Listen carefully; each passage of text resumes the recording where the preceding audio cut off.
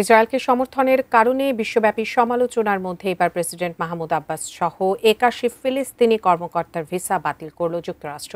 অন্যদিকে গাজায় আগ্রাসনের প্রতিবাদে ইসরায়েলি বিমানের জন্য আকাশসীমা বন্ধ ও বন্দর ব্যবহারে নিষেধাজ্ঞা দিয়েছে তুরস্ক। এসব কিছুর তোয়াক্কা না করেই শুক্রবার আরও 67 ফিলিস্তিনিকে হত্যা করেছে দখলদার ইসরায়েল। আরও জানাচ্ছেন সঞ্জিদা সিলভিয়া। গাজা উপত্যকাকে দখল করতে মরিয়া হয়ে উঠেছে ইসরায়েলি বাহিনী। টানা বিমান হামলা, স্থল অভিযান ও সাগরপথ অবরোধ করে গাজাকে নিশ্চিহ্ন করার অভিযানে নেমেছে তারা, যা মানবিক বিপর্যয়কে চরমে পৌঁছে দিয়েছে।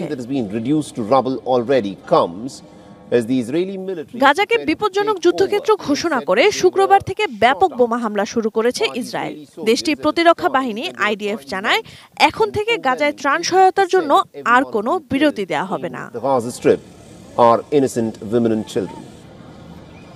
এদিকে গাজার আল জয়তুন এলাকায় হামাসের চালানো হামলায় 4 ইসরায়েলি সেনা নিখোঁজ রয়েছেন।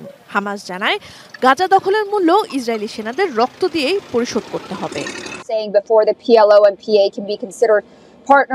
নেতানিয়াহু সরকারের প্রতি অবিচল সমর্থনের নিদর্শন হিসেবে ফিলিস্তিনি প্রেসিডেন্ট মাহমুদ আব্বাস সহ 80 কর্মকর্তার ভিসা বাতিল করল যুক্তরাষ্ট্র।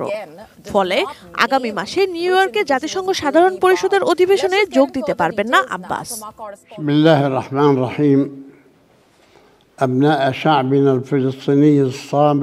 ফিলিস্তিনি প্রেসিডেন্ট আব্বাসের কার্যালয় এই সিদ্ধান্তকে আন্তর্জাতিক আইন ও জাতিসংঘ সদর দপ্তরের চুক্তির সুস্পষ্ট লঙ্ঘন বলে উল্লেখ করেছে।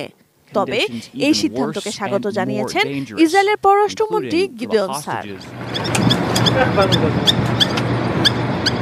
অন্যদিকে গাজায় বর্বরতার প্রতিবাদে ইসরায়েলি বিমানের জন্য আকাশসীমা বন্ধের ঘোষণা দিয়েছে তুরস্ক।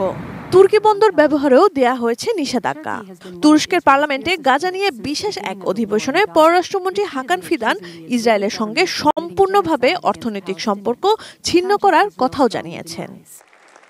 Over recent months, Sanjida Sylvia, desk report, ATN news.